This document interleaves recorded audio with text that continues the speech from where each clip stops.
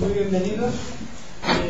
Hoy el tema que nos trae en esta charla son las familias homoparentales en régimen de acogimiento, y nuestros ponentes de lujo, por lo menos para mí, que soy el que los trae, el que los conoce, son Fernando y Ricardo.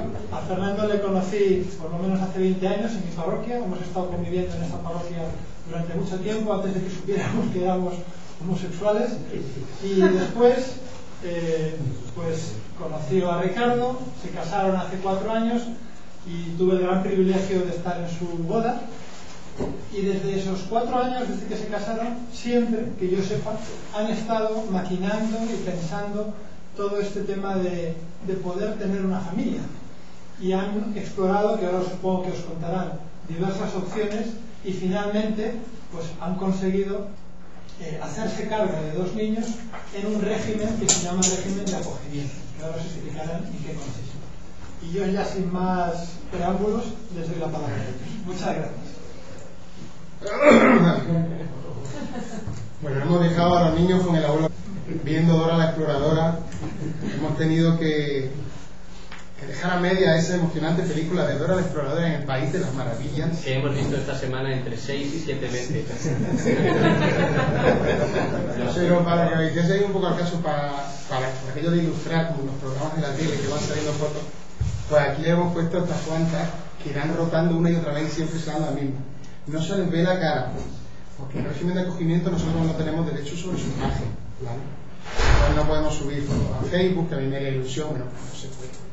Entonces, como esto es un acto público, hemos querido ser un poquito escrupulosos en eso.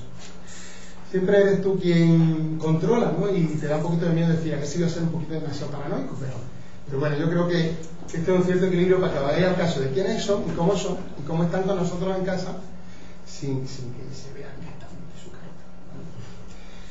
Una cosa muy importante, lo primerísimo, es que lo que os vamos a contar es una cosa intimísima. No intimísima en el sentido de que no se pueda tener nadie, sino íntima en el sentido de que es un proceso muy personal. Es lo que ha servido para nosotros. Y no quiere decir que sirva para otra gente. Es nuestro camino. O sea, una de las cosas más importantes que hemos descubierto en todo el rollo de tener hijos es que los gays y las lesbianas, como tenemos diversas opciones para llegar a cuidar nenes, esas opciones son muy personales, muy íntimas de cada pareja. No es una cosa que puedas juzgar, decir, pues estos se equivocan, lo hacen mal, así yendo por ese camino, mi camino es el correcto. Es verdad que el camino que venimos a plantearos suena muy bien porque suena muy altruista, pero en realidad todos los proyectos de familia, para quien sienta eso en su corazón, son igualmente válidos, y lo que hay es cada quien encontrar el suyo. Y este es el nuestro que hemos encontrado, y os vamos a contar nuestro camino de búsqueda y cómo lo hemos encontrado. Venimos a hablaros de vocación. Un sitio como este hay que usar esa palabra. De llamada, del camino que sientes en tu corazón que tienes que seguir. Y aquí las personas LGTB yo creo que tenemos una ventaja frente a los heteros, porque con romper el tabú de la persona que metes en tu cama, la persona a la que, el sexo de la persona a la que amas, has roto un tabú tan grande que de pronto ya cualquier otro es fácil de romper. O sea, ya la gente está al 100% de su capacidad de escándalo, ya no se te van a escandalizar más. Entonces eso te da mucha libertad. Y por otra parte, los caminos no están escritos. Un amigo hetero, pues quieras que no, pues puede ser alternativillo, pero más o menos, si no quieres pensar mucho, tiene el caminillo muy trazado. Y estudia y se casa y tiene hijos, tiene un caminillo muy trazado. Nosotros de pronto rompemos nuestra vida, decidimos que vamos a ser felices, caiga quien caiga, salimos del armario. Y con eso de pronto nos encontramos, por lo menos esa fue nuestra experiencia, no ante un camino, sino en un bosque donde tú eliges la dirección hacia la que te quieres dirigir, pero no hay un camino trazado que seguir. El vértigo de la libertad. Y en esa situación de gran libertad, algo muy importante para nosotros como gays y lesbianas, yo creo que es encontrar, buscar en el fondo de nuestro corazón qué es lo que encontramos, qué queremos hacer de nuestra vida. Y, insisto, no hay ningún camino correcto. Hay gente que nos sentimos más hechos para la pareja, hay otra gente que se siente más hecho para estar soltero, hay gente que se siente más hecho para la lujuria y el desenfreno, y hay otra gente que prefiere el calor del hogar y ser más modosito, y todo está bien. Lo importante, yo creo, es la sinceridad ante ti mismo. En un contexto cristiano habría que decir ante ti mismo y ante Dios, encontrar aquello para lo que te sientes hecho.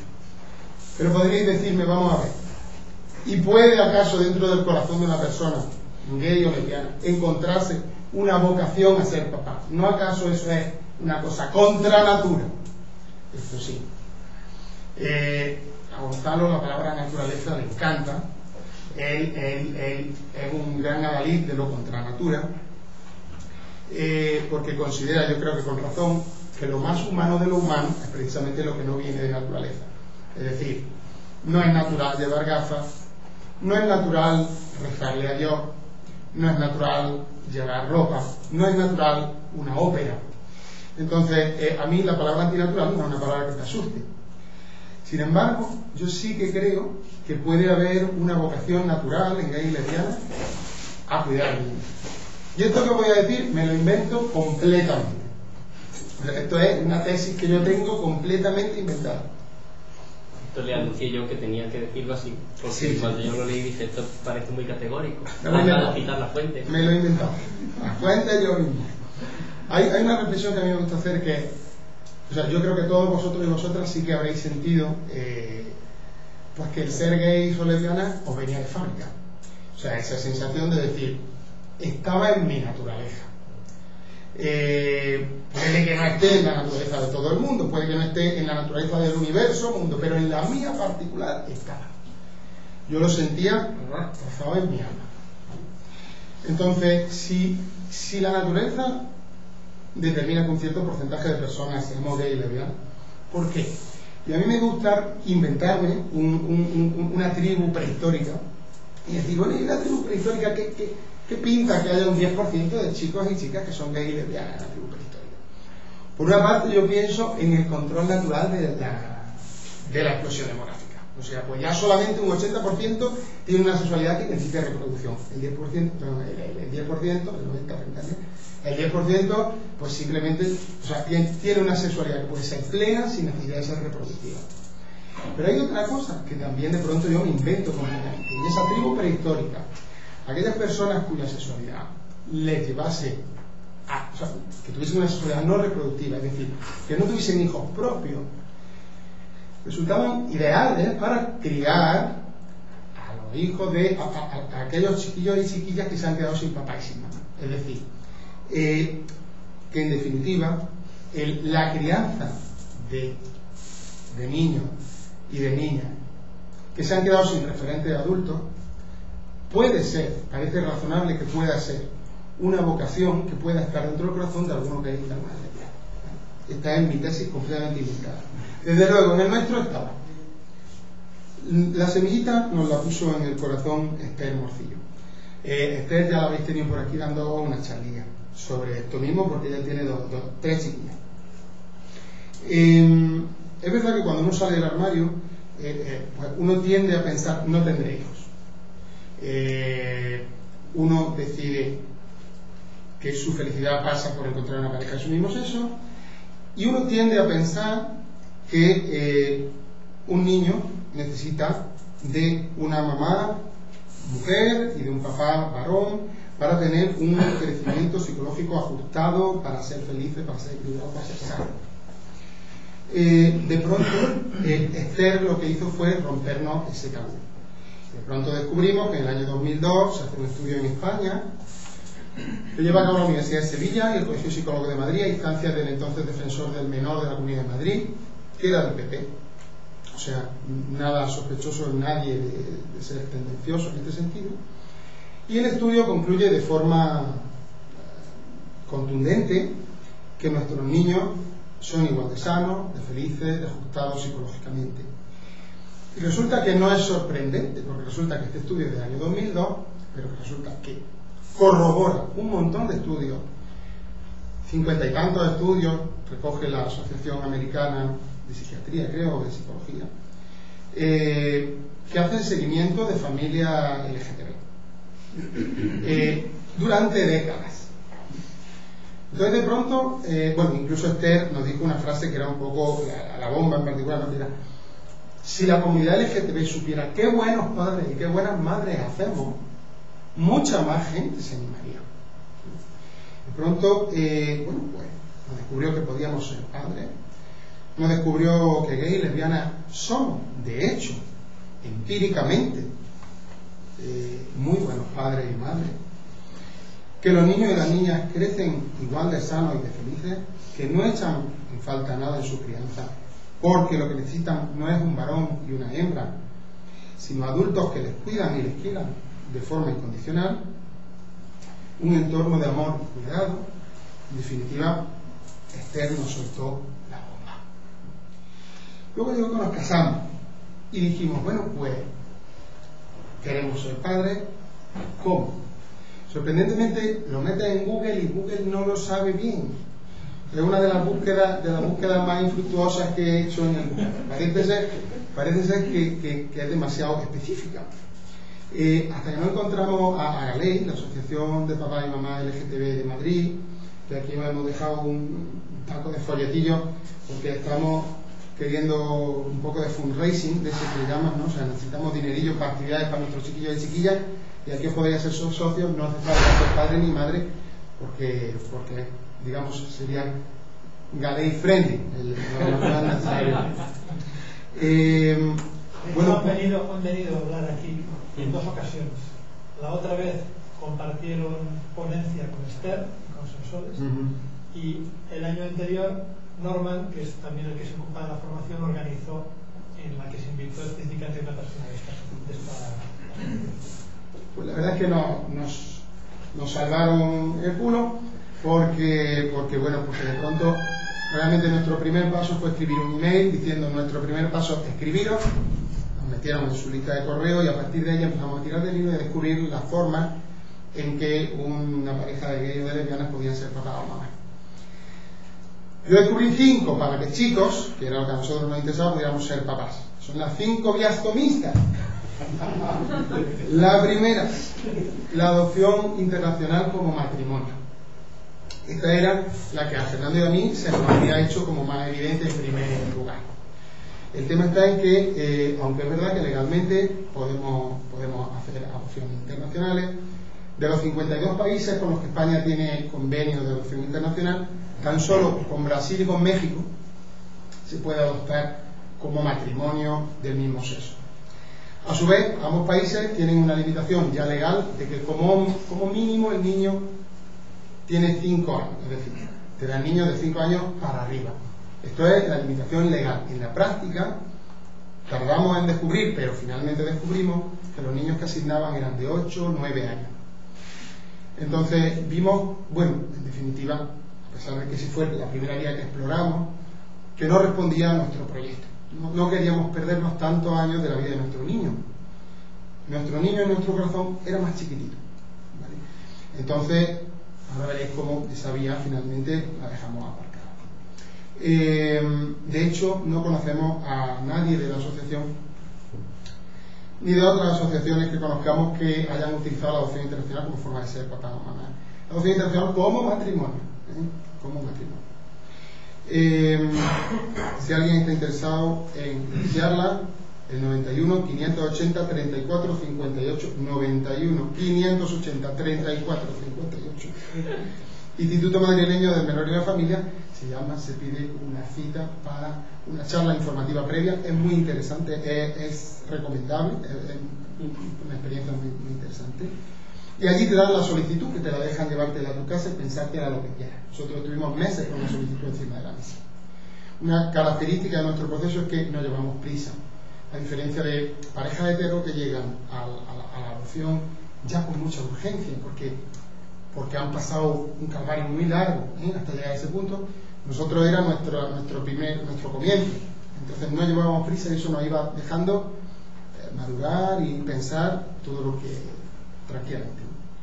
Segunda vía tomista, la adopción como soltero internacional. La adopción internacional como soltero. Esto sí que hay mucha gente de la asociación que lo ha hecho. pero pasa por mentir abiertamente. No ante los técnicos españoles, no hay homofobia en las instituciones protectoras de menores en España, en Madrid desde luego no la hay, pero los países con los que tenemos convenio de acción internacional los hay extraordinariamente homófobos. Ahí podéis pensar en Rusia, por ejemplo, pero en general, o sea, el nivel de homofobia es muy alto. Los casos que nosotros conocemos son casos de los años 90, pero después de la ley de matrimonio igualitario se han puesto muy a la sospecha con España e incluso se han prohibido directamente los expedientes monoparentales de varones, porque ya se da por hecho que va a ser un gay, da igual que sea un hombre entero y soltero, dan por hecho que va a ser gay. Entonces es una vía un poco cerrada. La adopción nacional con necesidades especiales. Aquí tenemos un amigo cuyo nombre ocultaré discretamente que está en esa vía. Adopción nacional con necesidades especiales. La adopción nacional está cerrada en Madrid. Y la gente dice, pero ¿no te puedes apuntar a la lista de espera? No, lo que está cerrado es la lista de espera. La abrieron en el año 2008, la abrieron durante 2 meses. A la lista de espera se apuntaron 1.800 familias y a día de hoy quedan 1.600 a las que todavía no se les ha hecho ninguna asignación.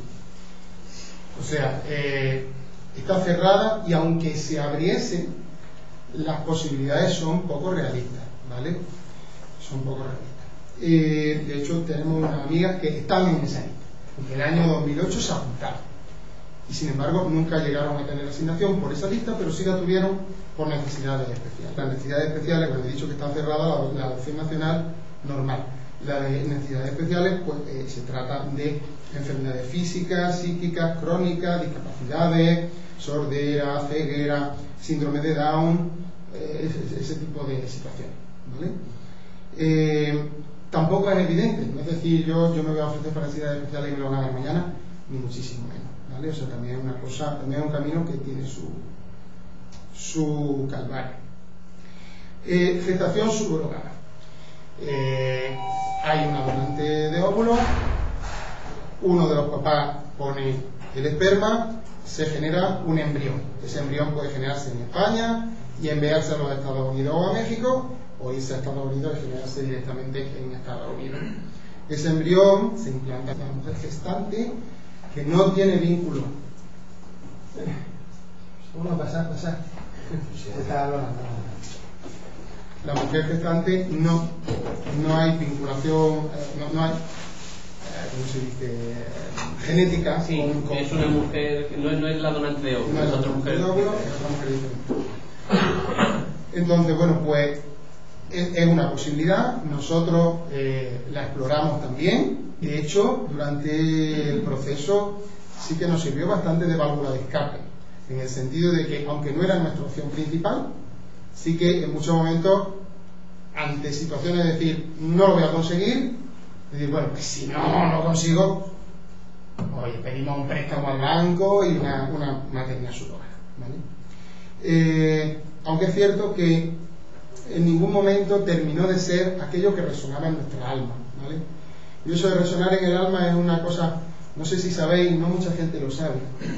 La guitarra tiene 5 cuerdas, cada cuerda tiene un tono. 6 cuerdas, perdón, 6 cuerdas. Cada cuerda tiene un tono. Si desde fuera suena el mismo tono que coincide con una de las cuerdas de la guitarra, aunque tú no toques la guitarra, la cuerda vibra. Vibra se dice por simpatía. Pues nosotros en el alma hemos sentido a lo largo del proceso eso en varias ocasiones. Conocer a gente de la asociación, proyectos de familia, que de pronto, vistos desde fuera, hacen que tu alma dentro haga, dice, bueno, yo quiero eso, ese es mi camino, siento que vibro. Y es cierto que la subrogación pues nunca la hizo vibrar, pero hay gente a la que sí, para la que es muy importante la vinculación genética, y de hecho en España lo que se está luchando es porque se regule. Hay una iniciativa legislativa popular que están llevando a cabo un matrimonio heterosexual que ella no tiene útero y no puede gestar al bebé que sí podría tener, no puede gestarlo, y están promoviendo una iniciativa legislativa popular. Hay también una agencia española, Subrogalia, y Son Nuestros Hijos, una asociación específicamente sobre el tema de gestación subrogada. Sería con la gente con la que habría que contactar si ese camino resonase. Y la última vía, la nuestra, que es ampliar la familia con niños a través del programa de acogimiento familiar. El acogimiento familiar lo hay vacacional, es decir, que te lleva a niños a las vacaciones y pasan las vacaciones con tu familia, contigo. Lo hay de urgencia, que es para bebés, que solamente dura 3 meses como máximo. Lo hay temporal, que tiene una duración máxima de 2 años, pero también lo hay permanente o indefinido, que tiene una duración indefinida en el tiempo. Pero bueno, como este es nuestro camino, lo desarrollaré un poquito más. Deciros que fue por la mitad más o menos. Deciros que todos los caminos que os he contado pueden optar por ellos solteros o casados, que una cosa que se mira mucho y que es muy importante es la red familiar y red de amigos. Es una de las cosas que más se miran en las idoneidades, porque efectivamente unos niños requieren no de un papá y otro papá, una mamá, otra mamá, no, requieren de una estructura social alrededor brutal para ser capaces de tirar para adelante con ellos, ¿vale? No basta con la familia nuclear. Es una de las cosas que hemos descubierto, cómo les hemos dotado de toda la estructura de nuestra familia y de nuestros amigos, y el hecho de nosotros tener mucha red de amigos y de familia me parece que es de las cosas más importantes que podemos regalar a nuestros hijos. En el tema de dinero, para el tema de acogimiento y de adopciones, no hace falta ser rico, simplemente una estabilidad económica, tener casa, no hace falta que sea en propiedad, tener un espacio para que el niño viva, o sea, algo razonable. Hay, eso sí, en tema de acogimiento y de adopciones, una diferencia máxima entre la edad del niño y la edad media de los padres, de 40 años. Nosotros hacíamos una media de 36, con lo cual nos podían dar desde 0 años, pero si hubiéramos hecho, por ejemplo, una media de 48, pues podríamos haber optado a niños de 8 años en adelante, ¿vale? O sea, uno tiene que hacer como ese corte mental. Y, como decíamos, el ser gay o lesbiana no ha sido problema a la hora de los funcionarios y de las idoneidades y de cómo te miren en la Comunidad de Madrid, etc. O sea, los funcionarios han sido un lujazo de experiencia, nos han ayudado muchísimo, o sea que no hay ningún problema. Es cierto que los gays y las lesbianas podemos tener, o sea, yo creo que todos hemos vivido la experiencia de armario, sobre todo en la adolescencia, una experiencia traumática de sufrimiento, que puede haberse prolongado durante muchos años y puede haber dejado una herida. Yo en mi adolescencia, pues ahora tengo mi 25 aniversario del cole, pues no voy a ir. Y la razón por la que no voy a ir es que no quiero recordar mi adolescencia. Mi adolescencia fue una mala experiencia.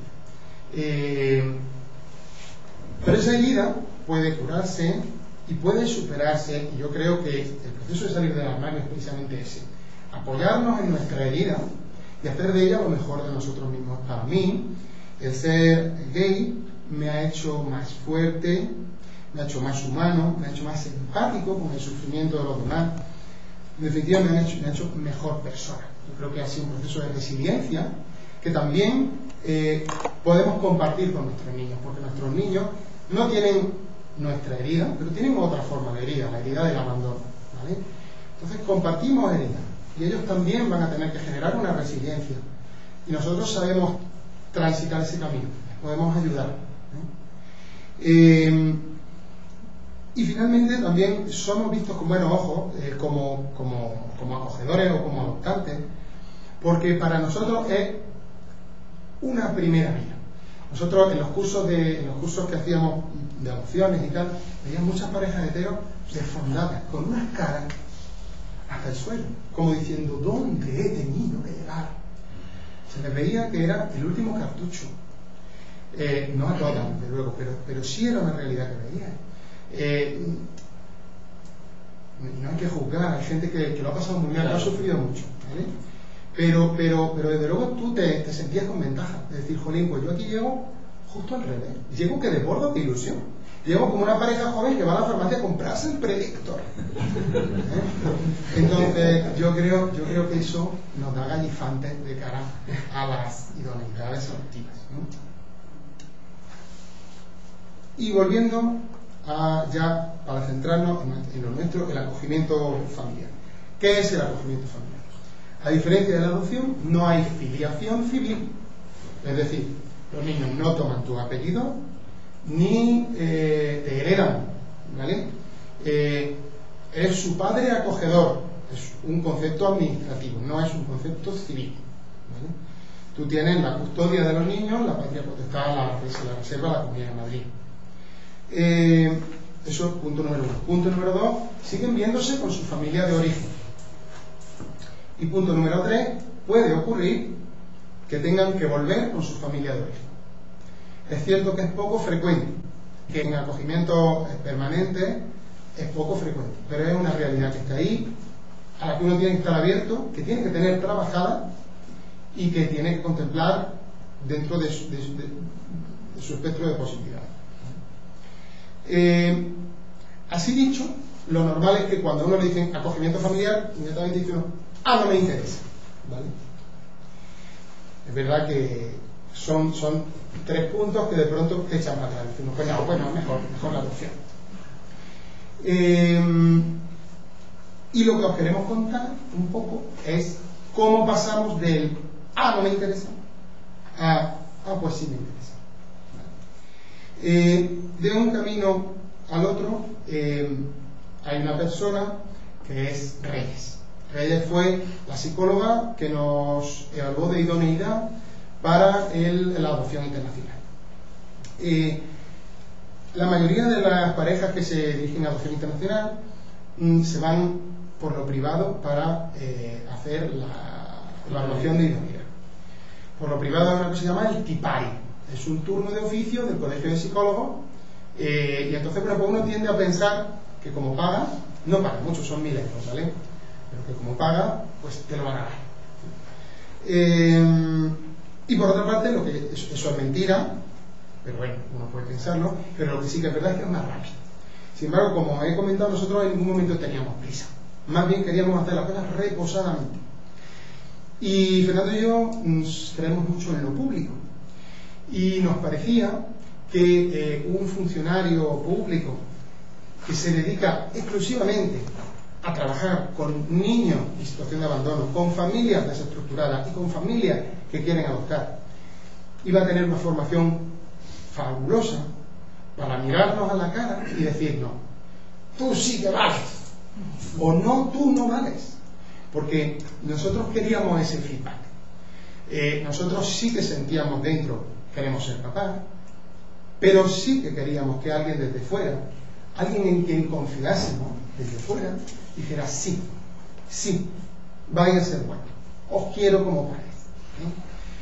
Y ese alguien desde fuera, pues no queríamos que fuese un psicólogo privado pagado por nosotros, sino que preferíamos que fuese un funcionario experto en esto, ¿vale? Y ahí está Reyes. Reyes además es asturiana, un poco bruta. Al pan le llama pan, al vino le llama vino. Yo que soy andaluz no estoy acostumbrado así. Estoy acostumbrado porque llevo muchos años en Madrid y ya estoy acostumbrado. Y de hecho me gusta que digan las cosas con claridad. Y fue una experiencia extraordinaria. Realmente no nos sentimos tanto evaluados, sino más bien acompañados en nuestro proceso de ir definiendo qué queríamos, ¿vale? Nos hizo, como ella decía, imaginarnos, ¿no?, al niño, a nuestro hijo. Entonces nos lo imaginábamos. Hubo un tiempo que al principio yo me costaba mucho imaginarme un niño, pero acababas imaginándotelo en la mesa, sentado, cenando a tu lado. De hecho, bueno, no sé si lo dice después, pero cuando abandonamos el camino de la adopción internacional, pues sufrimos un duelo, tuvimos que elaborar un duelo. Me acuerdo viendo en casa la película Río, una película de dibujos. Yo por dentro estaba diciendo adiós a nuestro niño Tiago, que nunca jamás vino de Brasil, porque no iba a venir, porque ya no era nuestra vía, pero fue un duelo. Y yo recuerdo ese momento de ver esa película en mi casa, ¿no? Y decirle adiós a Tiago. Ya, era para que bebieras agua. Sí, pues Reyes, después de unas cuantas sesiones, nos dejó caer muy sutilmente, muy elegantemente. Y vosotros no habéis planteado acoger. Y es verdad que para ese momento nosotros ya nos habíamos dado cuenta de que la adopción internacional era un movidón. De papeles, de traducciones, de intermediarios, instituciones tutelares e intervinientes, viajes al extranjero, años de espera. Realmente empezaba a sonar dentro de nosotros y para nosotros, insisto que todas las palabras que estoy diciendo es para nosotros, para otra gente no tiene por qué ser así, pero dentro de nosotros empezaba a sonar un poco matar moscas a cañonazo. Eso por una parte. Y por otra decir, hostia, 15.000 niños hay en España en espera de familias de acogida. Esto por una parte. Y por otra parte, una cosa que habíamos trabajado ya con Reyes, que también tuvo mucha importancia a la hora de respondernos a esta pregunta de ¿y vosotros no acogeríais? Es lo que ella llamaba el espacio psicológico de la madre. De aquí viene pregunta de esa. Alberto, a un niño adoptado, hay que decirle que hay adoptado o no, y si hay que decírselo, ¿a qué edad? Pues ya tendría que ser un poquito mayor. Bueno, muy interesante. Pregunta para debate. ¿Alguna otra opinión? Yo creo que hay que decirlo desde el principio. Desde el principio. Esta muchacha. Sí, hay que decirlo desde el principio, pero es verdad que en el imaginario colectivo, o sea, no es una cosa que se sepa. Nosotros lo descubrimos en nuestro camino. No es una cosa que se sepa. En el imaginario colectivo uno piensa que un niño muy chico le va a hacer mucho daño el saber que no es hijo biológico de sus padres, le va a hacer mucho daño saber que viene de una familia con muchos problemas. Entonces uno dice, bueno, vamos a esperar que tenga una cierta edad para que pueda asumir. Pues bien, la respuesta es no. La respuesta es no, tiene que enterarse desde el primer momento que está en casa. Lógicamente, si es un niño muy chico, pues con unas palabras diferentes, luego habrá que ir elaborando e ir evolucionando ese discurso. Pero desde el primer momento él tiene que tener muy claro que él es un niño tal. Y para eso hay recursos, hay cuentos, hay cosas, o sea, hay mil maneras de hablar con un niño chico y de transmitirle ese mensaje, pero tiene que decirse desde el primer momento. ¿Y la razón cuál es? Porque dicen, ¿y por qué? ¿Y por qué vamos a hacerle daño a un niño tan chico, Dios mío? La razón es porque, o sea, está demostrado que en los casos, porque antiguamente se hacía así, en los casos en los que todo un niño se lo dice a los 9, a los 10, a los 11, a los 12 años, al niño se le rompe una piedra angular de tu relación con él. De pronto dice, hostias. O sea, no es un dato más de mi relación con mi padre, no, es el dato esencial. Y si me ha mentido en eso, ¿en qué más cosas no me habrá mentido? Y de pronto la relación paterno-filial que has construido con tu niño, como un castillito de naipes, te hace se viene abajo. Entonces, a eso Reyes le llamaba respetar el espacio psicológico de la madre. Y eso quiere decir que con tu niño hablas de su origen, hablas de su historia, de lo que le ha pasado hasta que ha llegado a casa. Y no solo hablas, sino que hablas en positivo, lo pones en valor. Su madre no ha podido cuidarle, pero le ha dado la vida. Tomó en su momento la decisión de parirlo. Esa decisión no es una decisión evidente, y ella la tomó. Entonces, hay muchas cosas que se pueden rescatar de esa familia, mucho agradecimiento que verter ahí. Y ese agradecimiento se le tiene que imbuir también a ese niño adoptado. Hay una cosa también muy importante, que seamos nosotros quienes saquemos el tema. Los niños se percalan de todo, y de pronto ellos mencionan a su mamá y descubren que nosotros nos dan refugio. Eso enseguida ellos lo captan y de pronto dejan de hablar del tema porque saben que es un tema que pone nerviosos a los papás, no se puede hablar. Entonces hay que respetar el espacio psicológico, hay que sacar el tema de la madre, hay que ponerlo sobre la mesa, hay que hablar de su origen. Nosotros en mente lo que teníamos era Brasil. De pronto decir, bueno, hay que tener en cuenta que en adopciones internacionales la información que se tiene sobre la familia de origen es poquísima. Con lo cual, bueno, pues, ¿cómo gestionar todo eso? Bueno, vamos a tener que inventar casi todo, o que a casi todo tener que decir, pues no lo sé, hijo mío. Cuando seas más mayor viajaremos a tu país, intentaremos buscar a tu mamá, intentaremos... Y de pronto decir, qué difícil, algo tan importante para el bienestar psicológico del niño, tan básico como es el respeto al espacio de la madre. Qué difícil hacerlo en una adopción internacional y qué fácil hacerlo en un acogimiento. Es que en un acogimiento no tienes ni que plantearlo, es que todos los meses se ve con su familia biológica, es que no es un abstracto. no es algo que te imaginas, no es algo que fantaseas, es algo real. Tienen un nombre y todos los meses les das besos. Entonces de pronto dijimos, o sea que el acogimiento es mucho mejor para el niño. Y si es mejor para el niño y tú lo que quieres es lo mejor para tu niño, coño, pues yo quiero que mi hijo entonces sea acogido. Y ya hemos dado la vuelta. O sea, así se convirtió el no me interesa en sí me interesa para nosotros. Os podéis preguntar que cómo puede ser bueno que se vean como una familia tan chula. En nuestro caso en particular, nuestra familia es estupenda. Familia de origen, una familia muy trabajadora, muy sensata. El acogimiento se ha constituido en gran medida con su beneplácito. Y con su beneplácito. Pero no es lo normal. Lo normal son familias muy desestructuradas, con muchísimos problemas. Nos decían en los cursillos, pues son las familias que en la Comunidad de Madrid tienen más problemas, seguramente. Tantos problemas que les tienen que retirar a sus niños porque no pueden criar a sus niños.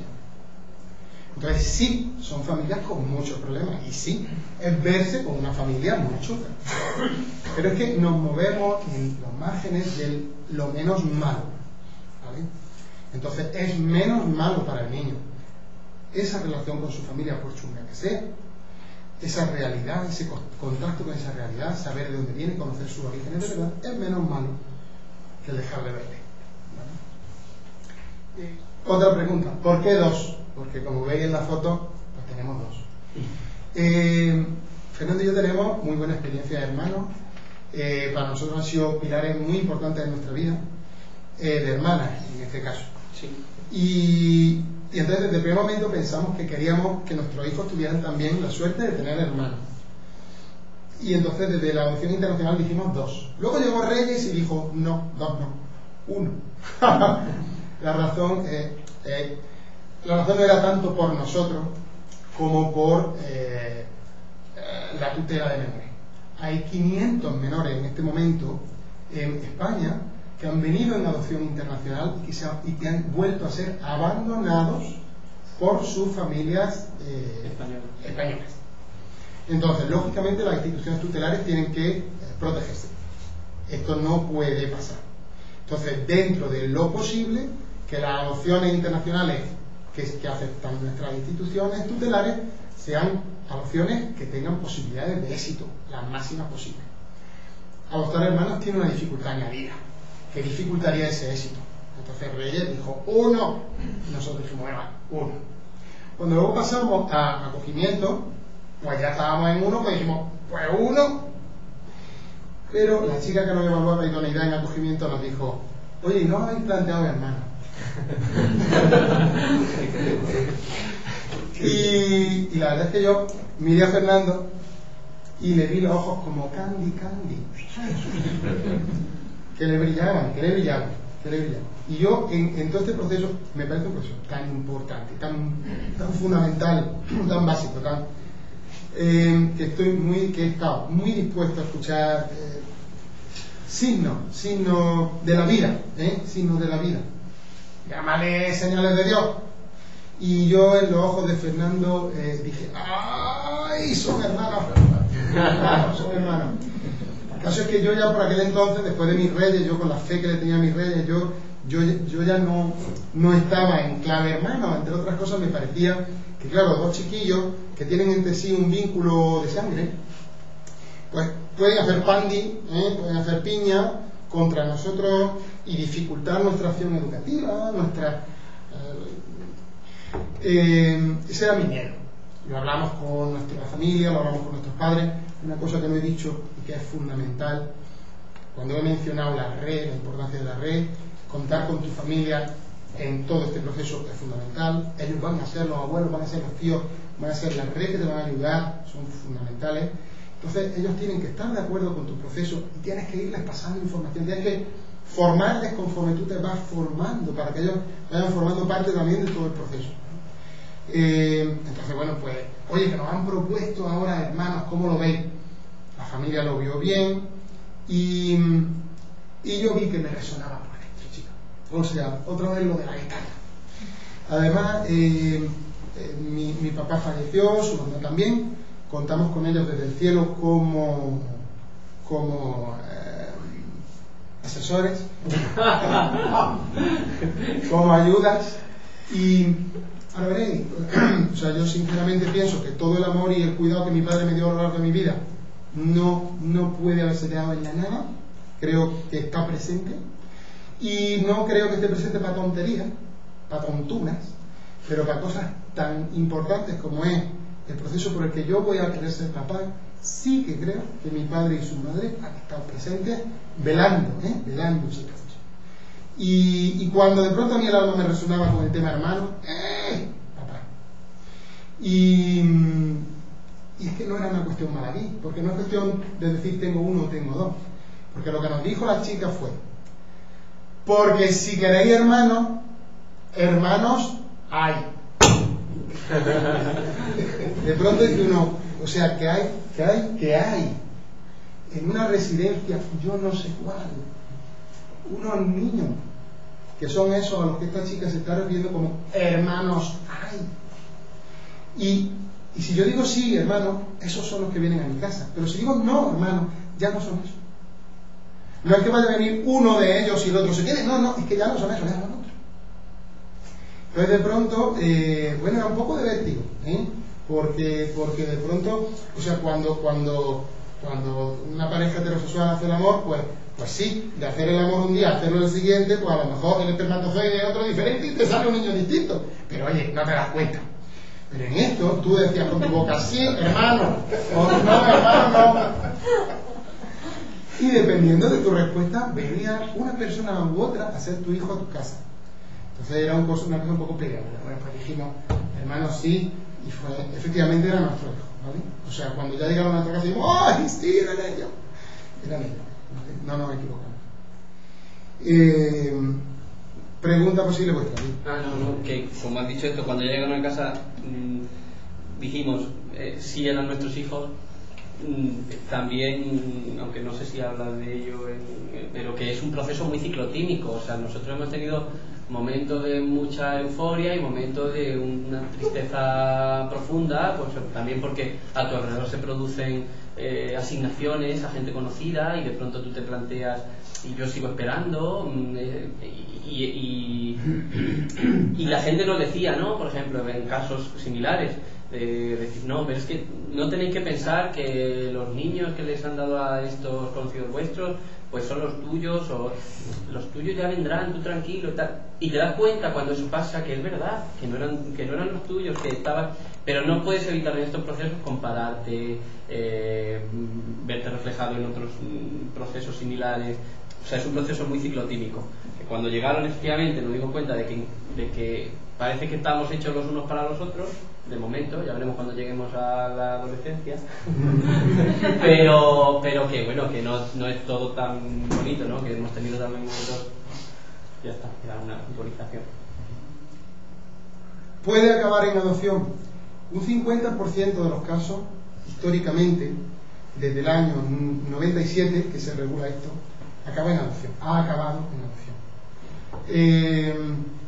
Esto hay que cogerlo con pinzas porque, claro, son desde el 97 a esta parte son muchos años, y es posible que hayan cambiado políticas, es posible que ahora no estemos hablando de esos porcentajes, y los porcentajes actuales no los conocemos. Pero es cierto que puede acabar en adopción. Pero también es cierto que no es nuestra siguiente etapa. No estamos a la espera del siguiente paso. Mi amigo Tito en un encuentro que hice con gente de mi antigua comunidad cristiana, con muchos chiquillos, estaba mi amigo Tito y precisamente me dijo esto, no, bueno, pues ahora ya a ver si arregláis los papeles y los adoptáis y le iba yo a contestar y de pronto llega por detrás mi niño y dice, gritando, papá, que este niño no sé qué, no sé más. Me pongo un grito muy grande, papá.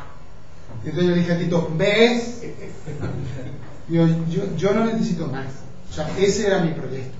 Este niño me vive como su padre, yo le vivo como mi hijo, y este era mi proyecto. No necesito atarlo más jurídicamente. Que viene la adopción, bienvenida sea, pero no es algo que lo requiera mi proyecto. Y bueno, enlazando con el grito de papá, os podéis preguntar, ¿y os llaman papá? Te dicen que no utilices la palabra papá, ¿vale? Que les pidas que te llamen por tu nombre. Te lo dicen al principio, ¿vale? Y efectivamente hay un proceso de acoplamiento muy bonito y muy bien hilado, muy fino. Ellos están en una residencia y cuando de pronto ya se hace una asignación de familias con niños, a la familia nos piden fotos y les damos un álbum de fotos que los educadores van a trabajar en la residencia con los niños antes de que tú llegues, 15 días antes de que tú llegues, algo así, para que cuando tú llegues pues ya te conocen de cara. Todo el álbum y todo el trabajo con los educadores, Ricardo Fernando. Ya llega el día 25 de noviembre de 2013, llegamos a la residencia, allí en un corredor largo pues como esto, estamos en un extremo, está lleno de juguetes, y por el otro lado se le abre una puerta, se abre la puerta y entran los niños. Nosotros también teníamos fotitos de ellos, claro. Y vienen con educadoras que vienen preguntando ¿quiénes son? Y entonces nos señaló Ricardo, Fernando, o sea, pues claro, sí sabía. Y ya empezamos a jugar con ellos. Primero una horita, aquel día, 2 horitas por la mañana, 2 horitas por la tarde, al día siguiente ya el día completo, durante una semana, hasta que finalmente nos lo llevamos a casa y nos devolvimos a dormir a la resi, y ya luego un último día fuimos a la resi por ellos, y ya para siempre. Les habían hecho una fiesta de despedida, su tarta de chocolate, y ya para siempre. Y como veis, pues Ricardo Fernando. Y nosotros que somos muy bien mandados, si los psicólogos nos decían que eso era así, pues eso es así. Sin embargo, siempre jugaba con las palabras papá, mamá, bebé. Cualquier cosa que fueran 3, esto papá, esto mamá, esto bebé, siempre. O si eran cosas, y si eran personas, pues tu mamá, tu papá, yo bebé, ¿vale? Repartía esos roles en el juego.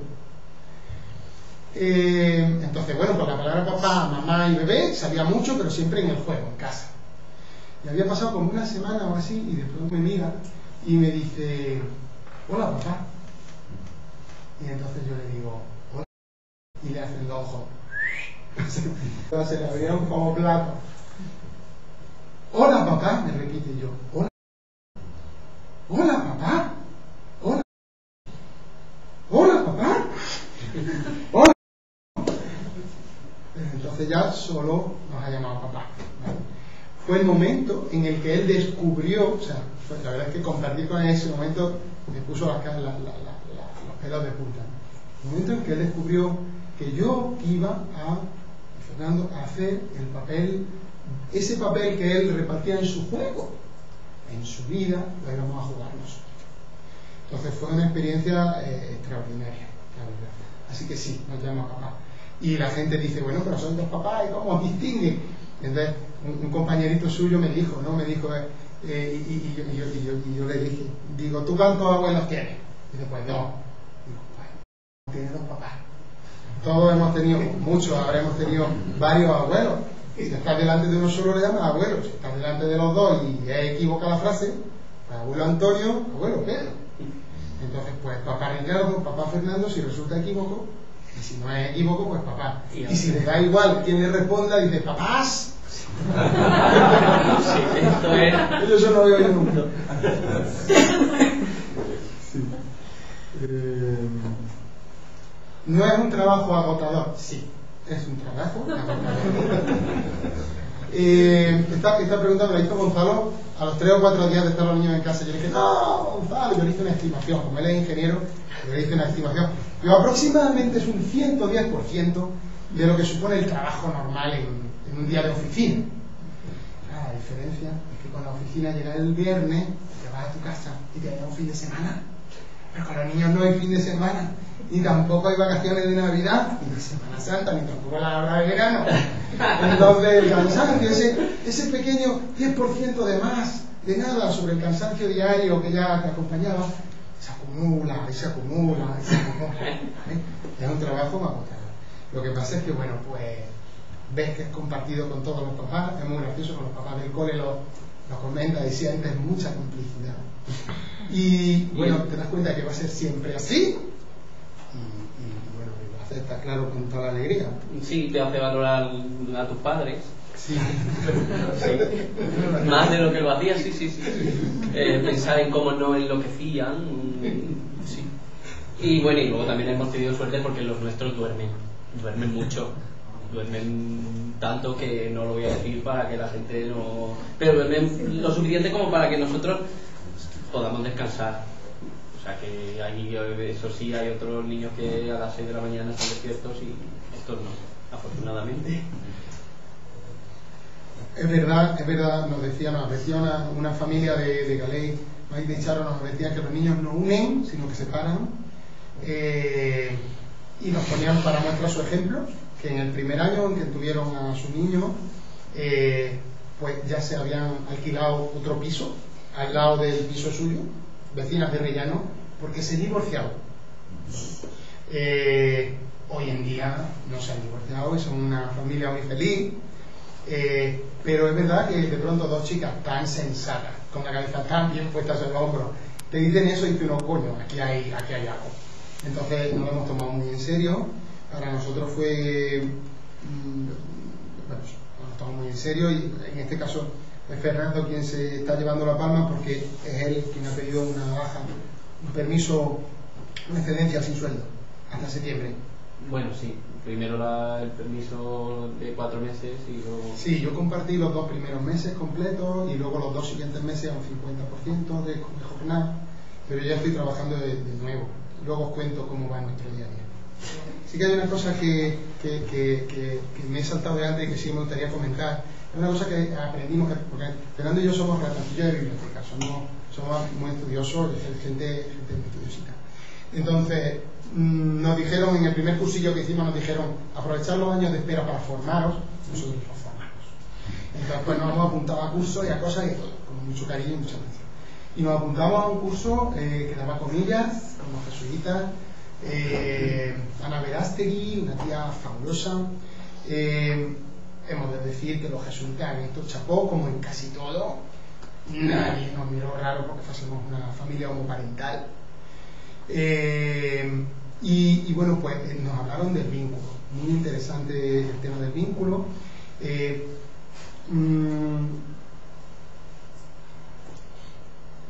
La impronta de tú eres mi padre y tú eres mi hijo, ¿no?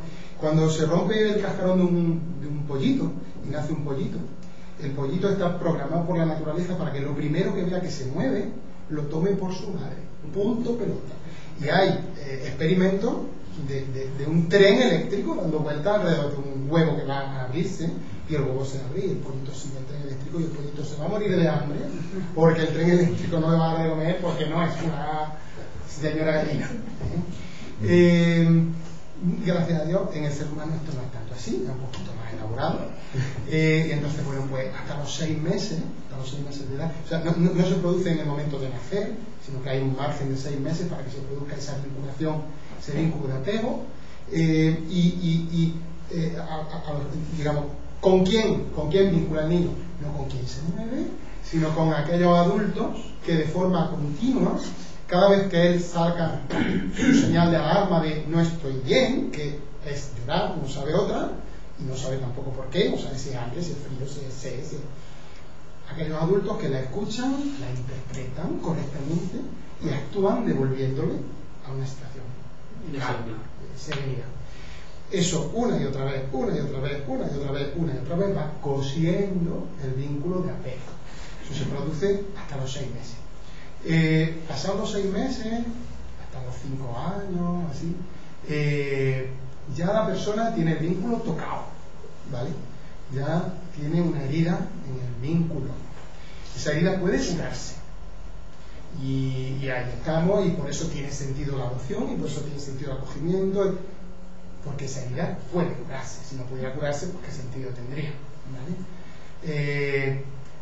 Llega un momento en que ya no puede curarse, que la herida ya queda y queda con cicatriz. Pero puede generarse resiliencia, lo que hablábamos antes de nuestra herida como homosexuales, la experiencia de armario, es decir, sí, ha sido muy dura, pero ahora yo me he apoyado encima de eso y resulta que lo mejor de lo que soy hoy es gracias a ese sufrimiento que yo tuve. Pues puede generarse resiliencia en el niño con el vínculo perdido, aunque la adopción sea ya con una edad avanzada. Pero es importante el tema, el ser conscientes de que una persona con su vínculo herido y no curado, pues se deja en juego su felicidad, ¿vale? Su felicidad. Entonces es muy importante ese tema que me dejo hoy. La Navidad con los abuelos fue espectacular, podéis ver algunas fotos, aquí está con mi madre. Y fue cuando conocí a la abuela fina. La abuela fina. Fue espectacular, mi abuela, que ha fallecido muy recientemente, fue muy graciosa la simpatía que mostró hacia mí. Esto es en sí, esta es mi abuela, su bisabuela. En Navidad, pues sí, nos vestimos así, nos ponemos chaquetas ahí. Porque el salón lo merece. Sí, entonces el salón de los abuelos de Ricardo, no es el museo romántico, no, es el salón de los abuelos de Ricardo. Y bueno, pues ya ven. Este niño que salía con la cerveza no la estaba bebiendo. Hablará luego Ricardo de él. Sí, no, bueno, porque es un primo con el que hizo mucha amistad. Que efectivamente de pronto caer en la cuenta de que es un primo suyo y es suyo, sí, y es un primo, no es un amigo, es familia. Primo Pablo, y de pronto descubre lo que os decía antes, que no les das una familia nuclear, le das una red del copón de la baraja. O sea, tú mismo no eras consciente de la red que te arropa. O sea, dice uno, un día todo esto estaba debajo de mí. Todo esto también me protege a mí, igual que veo que ha hecho en torno a mi hijo, para protegerlo también. Y parece una experiencia muy bestial, muy bestial. Mi abuela fue muy simpático porque a mi abuela le encantan los niños. Y entonces y en su tiempo los niños eran cosa de mujer. Entonces ver que su nieto favoritísimo, favoritísimo, varón, y al que no le conocía novia ninguna, había decidido acoger a niños y cuidar a niños, le acercó mucho a mí. O sea, de pronto lo que a ella le había dado sentido a su vida, para mí tenía también mucho valor y quería introducirlo dentro de mi propia vida como también una instancia de sentido. Y entonces pues era muy gracioso verla sonreírme, porque me sonreía con complicidad, con una simpatía cómplice. Y falleció hace muy poquito, pero bueno, pues nos cuida del cielo también. Hemos hecho muchas cosas con los niños, el centésimo aniversario, el centésimo cumpleaños de mi abuelo, la visita al primo Pablo en Sevilla, la primera boda que tuvo con tus primos, que le encantó, el traje de novia, se quedó impactado y que el traje de novia arrastrase por el cielo. Ahora, cuando ves que sale de la ducha con la toalla, él dice que la novia va por el pasillo. Y cada vez que ve a mis primos, ya no son José Alberto y Isabel, son la novia y el novio. La visita al pueblo del abuelo Pepe, el papá de Fernando, el abuelo Pepe, tiene 8 hermanos. De 8 hermanos salen muchos hijos, muchos primos. Entonces, bueno, pues hay 5 o 6 chiquillos de la edad de, pues, que hacen pandi en el pueblo del abuelo Pepe. Hemos viajado, hemos ido a la nieve, hemos viajado con amigos nuestros a Burgos. Nuestros amigos se pensaban que un viaje con niños iba a ser algo terrible y un plan totalmente diferente, y no fue tanto así.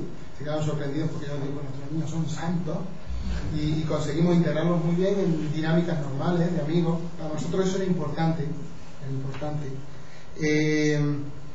Ha tocado el piano en casa de Nacho, le hemos llevado a muchos cuentacuentos, el taller de música para bebés que llevamos a... Hemos viajado al mar.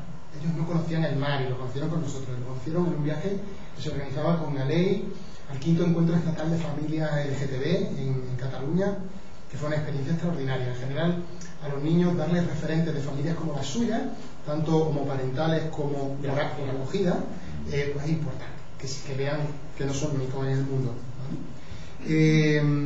Hemos llevado al Museo Ferrocarril, al Museo Navas, hemos ido a muchos cumpleaños, a casas de amigos a visitar a sus hijos de edades parecidas. Hemos hecho muchas visitas en casa. Las visitas tuvieron que ser progresivas para que los niños no se Sí, eso es verdad. Eso, la primera semana de estar en casa solo estábamos nosotros dos. Mi padre vive a 5 minutos andando de mi casa, y cuando ya la asignación era inminente, iban a venir a casa, yo le recordé lo que ya le había dicho, que es que durante la primera semana no iba a conocer a los niños. Y él me dijo, no me vas a hacer eso. Y yo dije, sí, papá, ya lo hemos hablado, porque claro, era importante que los niños entendieran que nosotros no íbamos a ser otros cuidadores más por turnos de la residencia, y que igual que estábamos nosotros, estaba otro adulto más. No, que viera que iban a pasar 24 horas y 24 horas y 24 horas y que siempre estábamos nosotros. Eso es una de las cosas más duras en una residencia. O sea, son trabajadores extraordinarios, educadores muy vocacionales y fabulosos, pero es su trabajo y dura 8 horas y luego entra otro turno, y muchas veces pues de una residencia se pasan a otra, o los niños se les cambian de una residencia a otra. Todo ese trasiego de adultos es muy duro psicológicamente para los niños. Es la gran diferencia entre estar en una residencia y estar en una familia. Nosotros somos adultos de referencia completamente estables. Ellos saben que siempre estaremos ahí y que cuando se despierten vamos a estar todos los días, y para ellos eso es muy importante, para cualquiera, ¿se entiende? No sería. El cole, ¿qué tal el cole? Una preocupación que nosotros teníamos, que Galey se encargó de resolvernos. No hay ningún problema en la sociedad española. En nuestra asociación nadie, y nosotros tampoco, hemos tenido problemas ni con profesores, ni con directivas de colegios, ni con compañeros del cole, ni con padres. La gente lo integra con mucha naturalidad. Es verdad que nuestro cole es un poco del 15M, es un poco Podemos. Es verdad que el director de nuestro cole es gay, lo cual ayuda. Es un colegio público, esto sí que era una decisión nuestra, decir un colegio público y normalito, ¿vale? Que en unos colegios públicos hay más diversidad, hay más colores en las caras de los niños, es un poco United Colors of Benetton, y esto es importante. La diversidad. Él es diverso por una razón, pero hay otras diversidades también en su clase, y que eso se maneja muy bien en la escuela pública. Fernández, que es profe. Las visitas con la familia de origen se producen una vez al mes. Yo digo que a una gente muy maja, son visitas de solo una horita.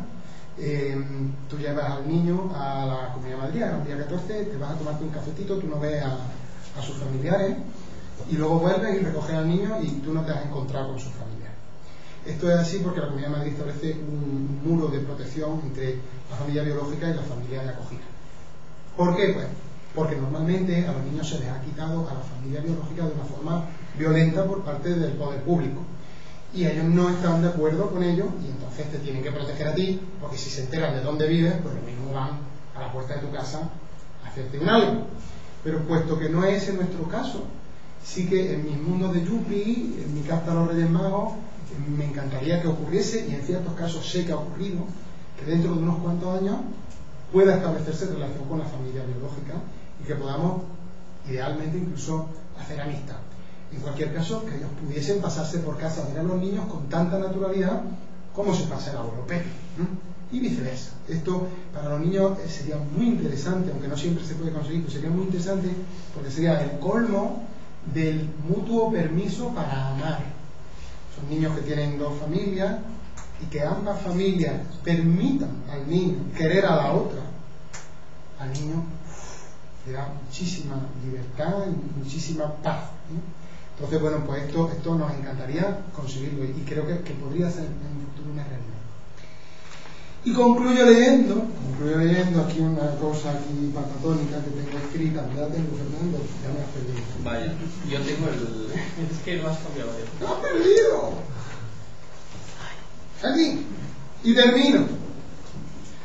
Os podemos asegurar que la experiencia es radical y extraordinaria. Y ahora os soltamos la bomba.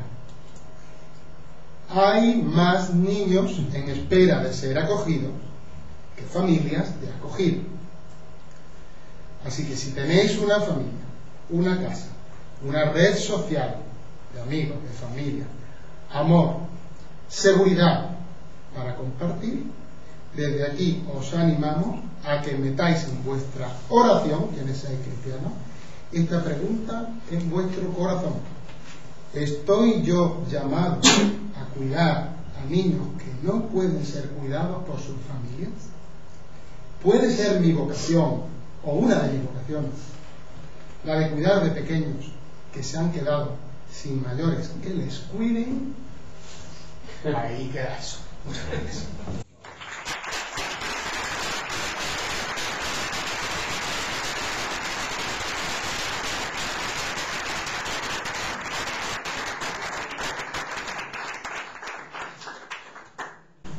Bueno, pues agradecemos muchísimo a Ricardo y Fernando.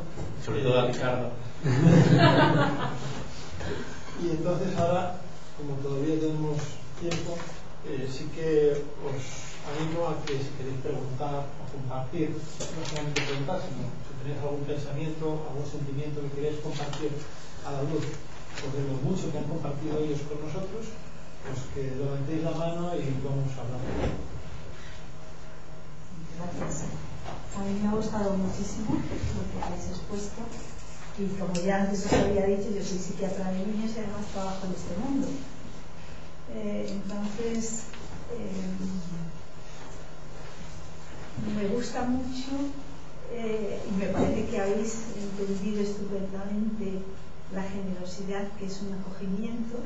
Yo como profesional no soy lesbiana, soy madre de familia heterosexual, pero siempre he pensado, trabajando en este ámbito, que el acogimiento era una forma mucho más generosa que la adopción. Esto lo pienso yo, otros piensan otra cosa. Porque, como quizás has dicho tú, en el acogimiento, los padres realmente nunca somos dueños de los hijos, pero a veces nos lo creemos, o algunos padres o madres. Y en el acogimiento yo creo que no hay esa tentación. Entonces, realmente ningún padre ni ninguna madre es dueño de ningún hijo. Es, como dice Khalil Gibran, ¿no? es como la flecha, o es el arco de la flecha que sale, el hijo sale al mundo. Entonces, a mí eso me parece un símil muy bonito y me parece que es muy generoso acoger a los niños, que es darles sin la obligación de que tengan tus apellidos, sin la obligación que te quieran realmente como padre o madre, y luego la vida y el amor hará lo demás, ¿no? Entonces, como decís vosotros, si hay 15.000 niños que están a la búsqueda de padres o madres que les puedan querer o alguien, pues ese llamamiento que haces me parece muy importante y que a veces, desgraciadamente, en un porcentaje pequeño, pero hay 500 niños devueltos de adopción, con los cuales, algunos de los cuales yo trabajo, que los padres acogedores, las familias acogedoras acojan y a veces a la adopción va gente con muchos traumas en cuanto a su parentalidad o ser capaces. En cambio, desde fuera, pero como amiga y todo lo que esta asociación me ha permitido vivir durante años, pues lo que tú dices, el dolor o la resiliencia que produce el haber sufrido durante años una diferencia, en este caso ser homosexual, pues te hace fuerte, o por lo menos a muchas personas así les puede hacer fuertes, ese dolor u otro, para afrontar la vida con otro espíritu. O sea que nada, que enhorabuena, que ánimo, que adelante y que sea exitosísima vuestra labor de padres acogedores.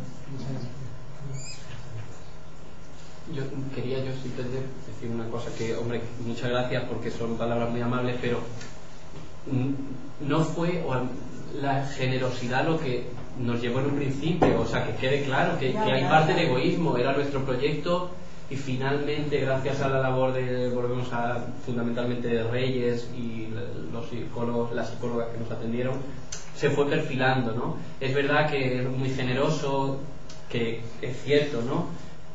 Pero que no fue, o sea, no somos aquí, no somos merecedores del príncipe de Asturias, porque responde también a algo de egoísmo, ¿no? De que acabó encajando en nuestro proyecto.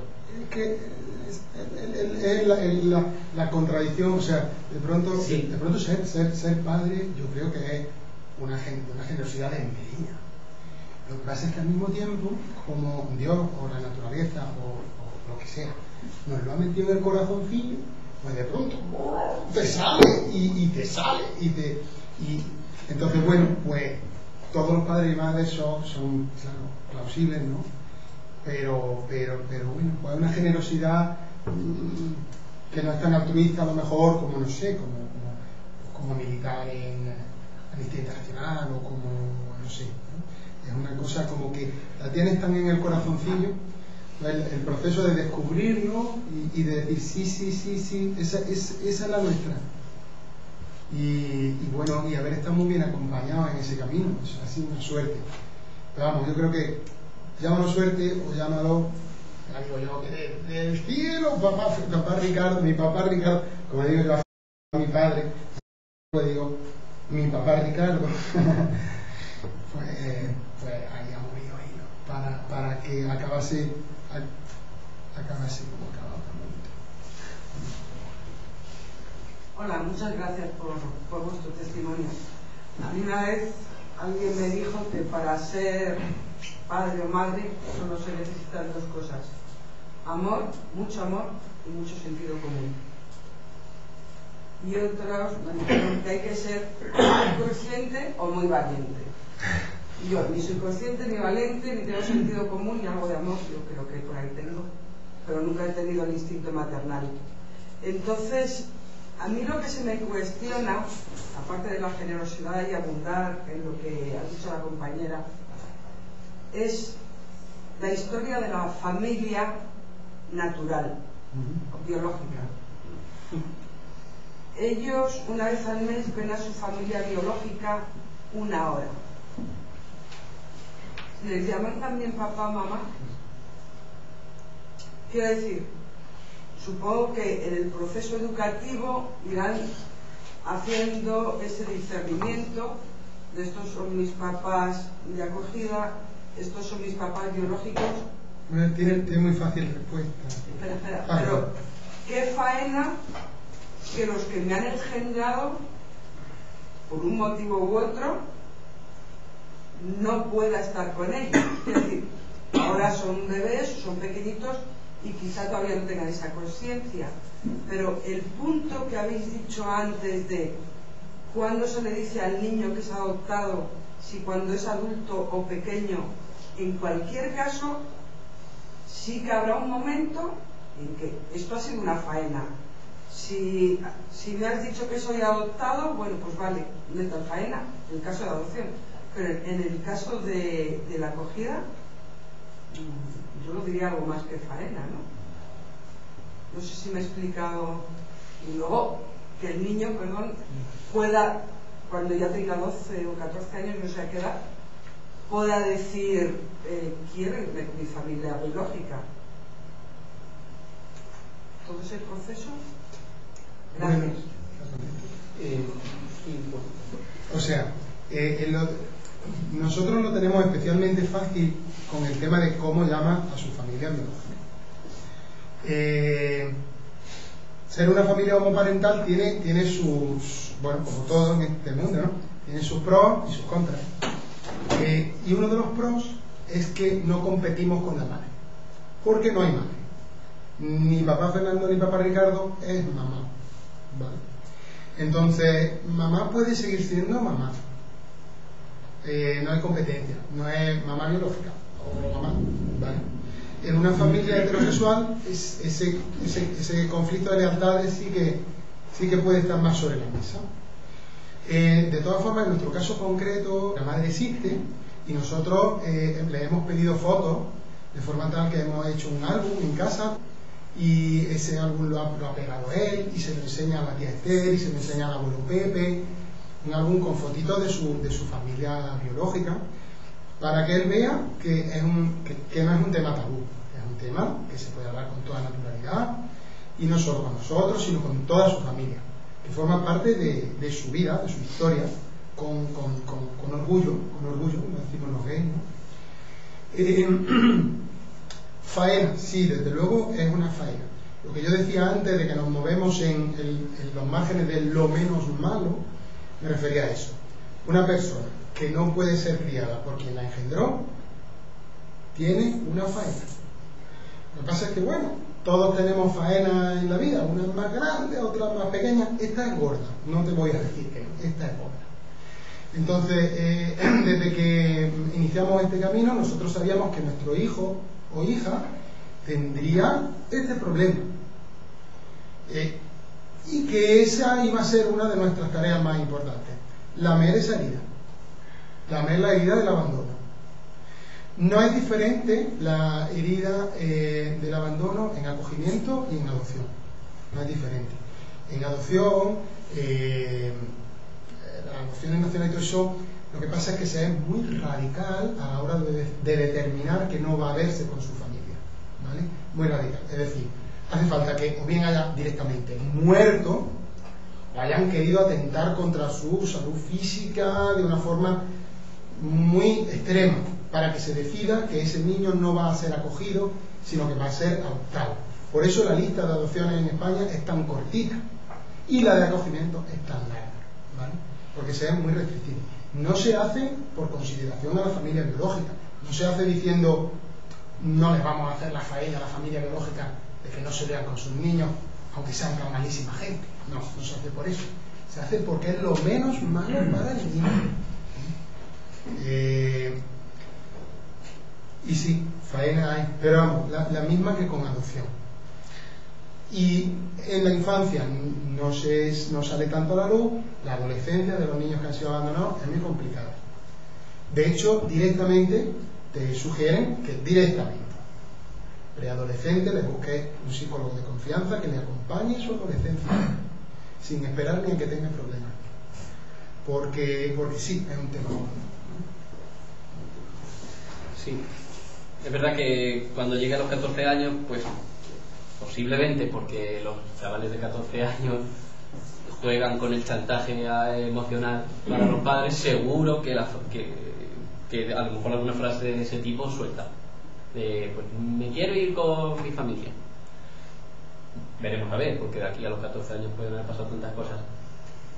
Pero bueno, no creo que sea algo... O sea, yo de pequeño recuerdo que amenazaba a mis padres, entre comillas, con que iba a llamar a la protectora de menores. No sé bien yo, o sea, pero...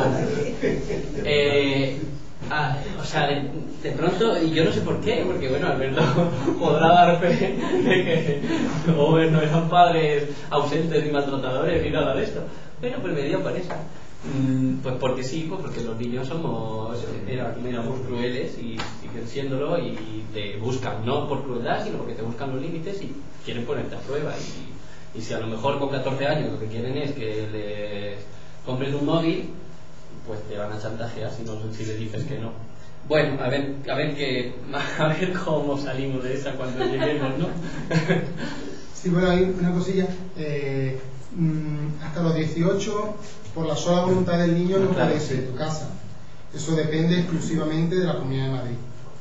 Es verdad que con 12, con 13, con 14, ellos podrían plantearle a nuestra técnico, a la que lleva a nuestra familia, decir, oye, yo quiero volver con mi familia biológica, y la técnica podría valorarlo, pero no es una mera decisión de él. Esa decisión no se toma hasta los 18, y es verdad que hay niños que llegan a los 18 y se van.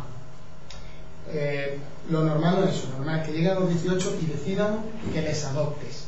Hay un expediente muy sencillo que se llama la adopción del hijo, la adopción del mayor de edad, que es que cumple 18 y solicita ser adoptado por los que te estuvieron criando desde antes de los 14. Entonces, eso es una posibilidad. Pero vamos, lógicamente con 18 años eres un mayor de edad y haces lo que quieres con tu vida. Y otra cosa interesante que me ha suscitado el pensamiento. Efectivamente, una de las cosas que en una de las charlas que escuchamos que nos llamó mucho la atención fue la frase de: pues tú no eres mi padre, ¿no? O sea, de pronto decir, hostia, como te diga eso, ¿no? Como te diga eso. Y nos decían, bueno, pues si te dice eso, alegraos y regocijaos. Porque quiere decir que tiene mucha confianza en el vínculo que tiene contigo. Y sabe que ni siquiera una frase tan bomba como esa puede romperlo. Entonces esa frase habla más de la confianza que tiene en ti y de lo bien construida que está tu relación con él, que de lo contrario. Sí, porque me ha recordado a otra falsa imagen, ¿no?, que uno tiene, que también descubrimos, ¿no?, que cuando conocimos cuando nos conocimos a los dos, hay alguna foto de esos días, pues el pequeño, la primera mañana, el pequeño tenía 1 año recién cumplido, estuve llorando todo el rato, la educadora no se fue de su lado, aparentemente dice uno, qué horror, ya, fíjate, no me quiere, no quiere irse conmigo, porque no me quiere, pues lógicamente no te conoce, pero no, eso es que el niño tenía capacidad de vincular con alguien y no nos conocía y buscaba a la educadora que era con la que se sentía seguro el niño. Ahora le pasa con nosotros. Aparentemente hay eso, pues hay señales que aparentemente si tú las ves a lo mejor te derrumbas, y si rascas un poquito pues te das cuenta de que es una señal positiva y no negativa. Claro, esto nosotros pues por la gente que nos ha dado los consejos y nos lo ha contado, no teníamos ni idea de estas cosas, ¿claro? Bueno, primero también dar las gracias, me ha parecido súper interesante la charla y súper útil. Y quería haceros 2 preguntas. Una más o menos la habéis respondido ahora, pero bueno, era saber de qué depende que los niños puedan volver o no con la familia biológica. ¿Solo depende de que cambie la situación de esa familia? ¿O también tienen que ellos reclamarlo legalmente? Si se hacen valoraciones con cierta frecuencia, o si se da por hecho que una vez que la acogida se acepta, ya tiene, digamos, un periodo hasta que se vuelva a estudiar, independientemente de que la situación cambie o no. Y la segunda pregunta era si os dan algún consejo o se trata el tema de si la familia biológica y la familia de acogida tiene diferencias a lo mejor de religión, de idioma, de cultura. ¿Cómo se hace para que los niños no vivan esas diferencias como de una forma difícil? Es muy buena pregunta. Sí, hay una anécdota. Es muy graciosa. Pues la primera, o sea, ¿de qué depende volver? Depende, hombre, evidentemente que la situación de la familia biológica cambie a mejor, pero no es exclusivo eso. Si la situación cambia para mejor y la Comunidad de Madrid valora que es positivo para el niño volver con esa familia, entonces se producirá la vuelta a la familia.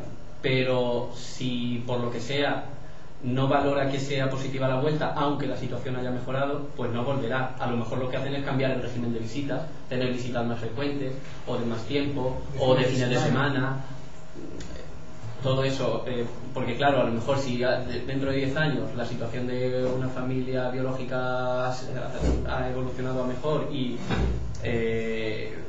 se replantea todo esto la Comunidad de Madrid, no van a plantear dentro de 10 años, creo yo, que unos niños vuelvan con esa familia, pero sí se pueden buscar otras fórmulas, entre otras cosas porque se ha mantenido el vínculo con esa familia también, las visitas periódicas, el mantener la historia, entonces eso permite que no haya una ruptura, que de pronto el niño sienta, pues ahora voy a pasar un fin de semana con esta gente desconocida, no es desconocida, forma parte de su historia.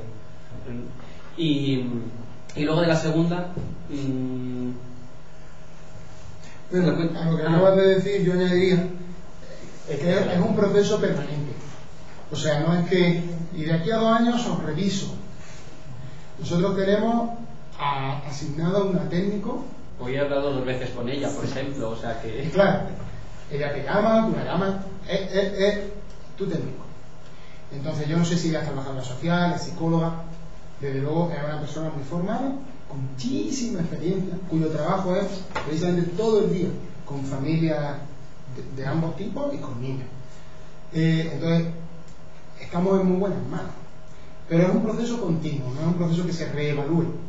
Es cierto que formalmente sería necesario que las familias de origen solicitasen volver a tener a los niños en principio,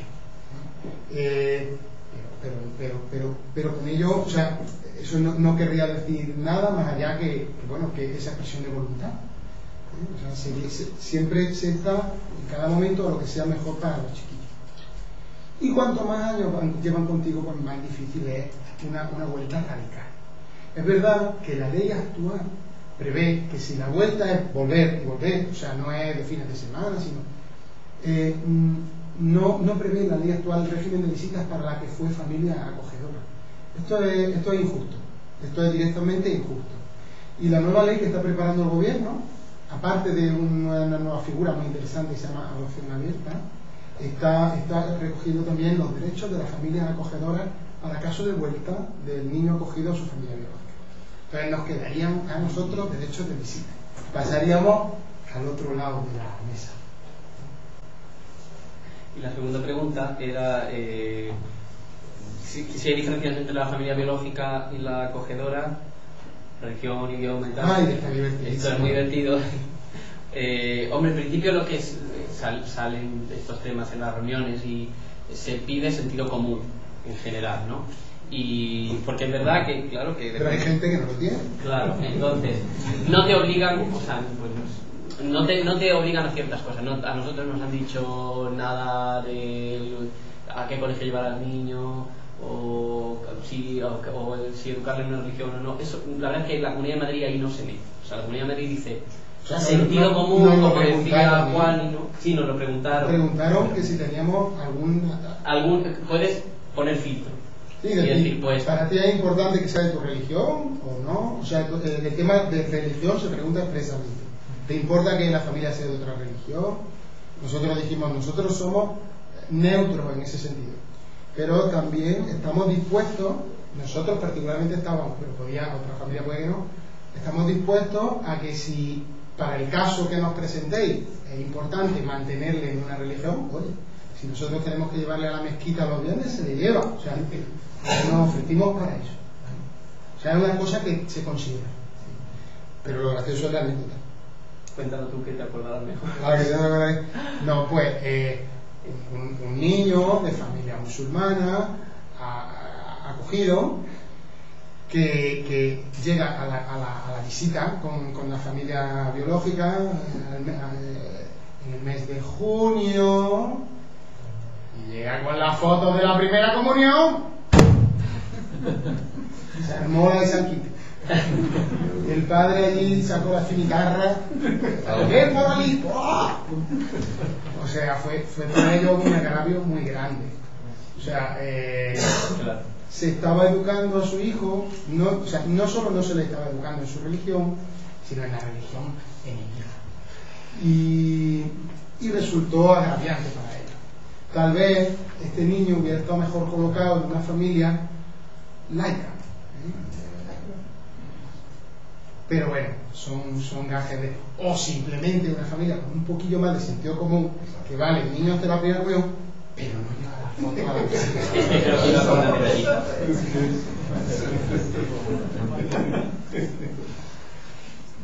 Disculpa, mi pregunta es más bien, o sea, no entiendo por qué llaman situación de abandono, ¿no? Cuando, según explicaron, estos niños son extraídos de su familia por la situación que está viviendo su familia.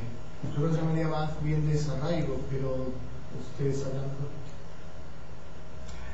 Se considera abandono, porque, o sea, cuando unos padres están siendo tan negligentes en el cuidado de su hijo, por las razones que sean, que pueden ser por situaciones socioeconómicas terribles, pero están siendo tan negligentes como padres como para tener que quitarle a los niños, se considera que la situación previa a quitarle a los niños era una situación de abandono, ¿vale?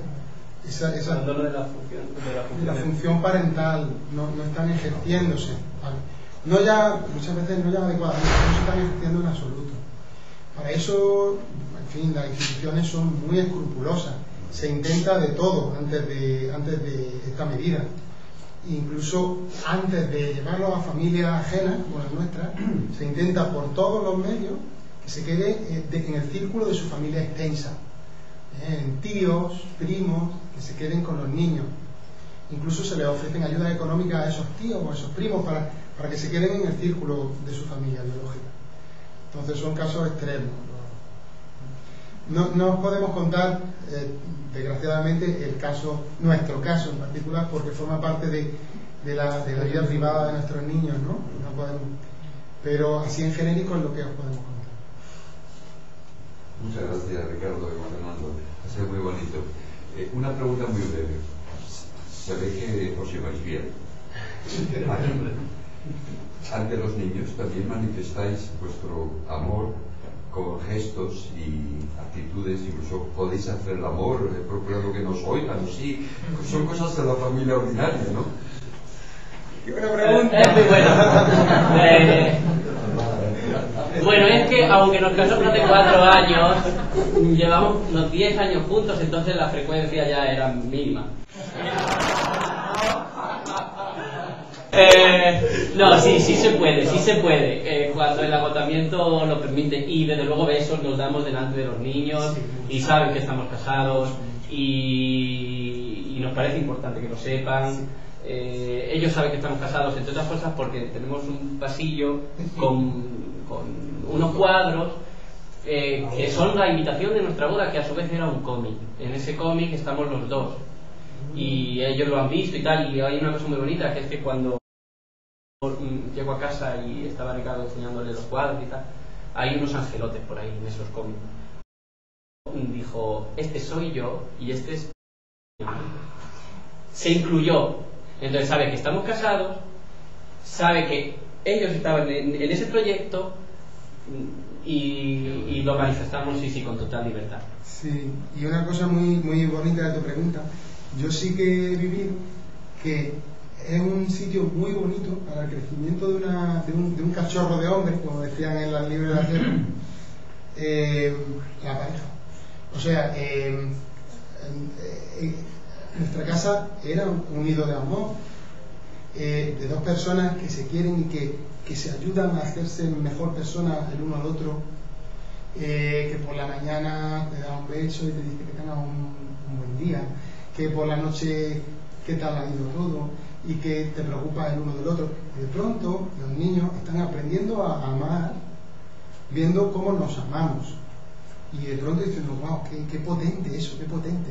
Me parece súper, muy potente. Seguimos llevándonos bien pese a que los niños desunan, entre otras cosas porque por los consejos que nos dieron, que nos ha dado mucha gente, ¿no? Entonces es verdad que con este planteamiento en la cabeza pues todo es más fácil, ¿no? De pronto, si no, a veces sí que... Con el tema de la invitación de boda y eso, pues la pregunta de ¿y qué es casarse? ¿Y qué es una boda? Vimos fotos de nuestra boda. Todo el tema de trabajar con fotos ayuda mucho con niños. ¿Y qué es casarse y por qué te casas? Porque te quieres. También hay una foto en la que en el salón hay una foto mía con 21 años. Estoy a 4 meses de salir del armario y estoy con la cara hasta el suelo. Era una foto que me hizo un amigo mío artista y que captaba mucha rabia y mucha tristeza. Y me dice, ¿por qué estás triste? Y yo le digo, porque no conocía a papá Fernando. Y la siguiente foto estoy con Fernando y estoy riendo como en cualquier foto. ¿Y por qué estás contento? Porque ya he conocido a papá Fernando. Y bueno, pues el tema de nuestro amor, de nuestra relación, está muy presente. Los niños lo tienen muy claro, muy presente. También os digo, sale el mismo porcentaje de gays y lesbianas de hijos de familia homoparental. Lo demuestran los estudios. No te sale maldita, aunque no quieras.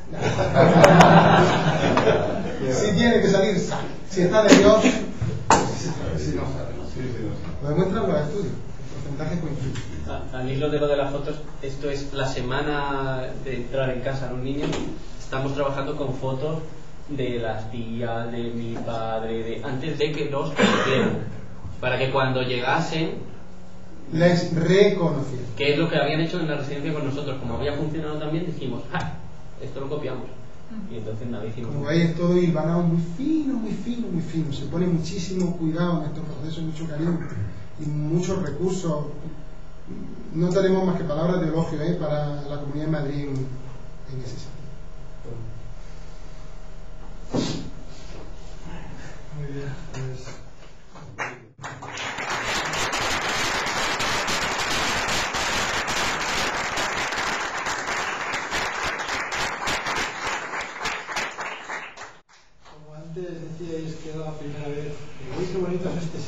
y pues vamos a ser partícipes de esta comunidad. Oye, muchas gracias. Y con todo el agradecimiento por nuestra parte, por la coordinación de formación y en general pues, por Crismon, por haber tenido el gozo y el placer de estar aquí con nosotros.